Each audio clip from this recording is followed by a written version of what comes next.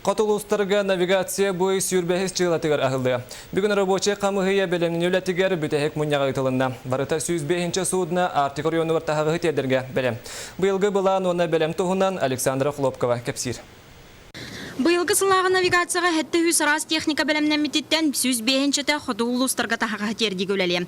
Бүгінге бары судналар белемнер, отойын сүрбе күнігер бастықы техника хотугөр үстерге кейрері күтілдер. Первоочередная отгрузка сейчас осуществляется на Жиганские и Кобяйские районы, чтобы успеть высвобожденный флот уже максимально использовать на арктическую навигацию. Бүгінгі мұньяққа қалыма индигер өрістергер ұтағыма сен балатша барын білейдәтілер. Отойын бүтүйті атыржа қайығар бұңыр сөңі түйәрі көйтілі бәт.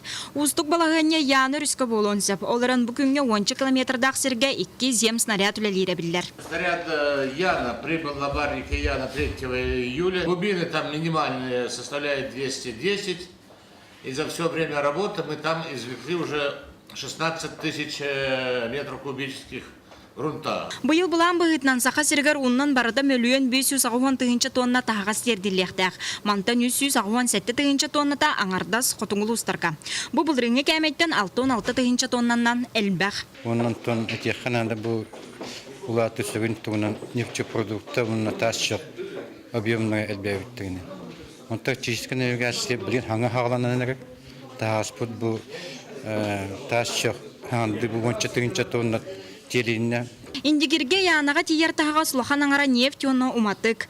Қалымаға 34 тонна тас чоқ сүрбе тонна нефть продуктата. Лаптефтар мораларғар әме үксе уматык онна оттук терділі. Етені қайы долустағар әлбәқ онаңар 1 тонна тұтук материалы тағылықтақ. Бүлі бәріққа 105 бұланна мұттағағас номно тиен тұрар. Бұйыл онтын қаяңытады бұл бата құды тоққа бүліге ұл оби тұға суда ходына строим берген беге 105 тонна келлерді батын келлер дейбіт. Бұламытын 105 тұлырды.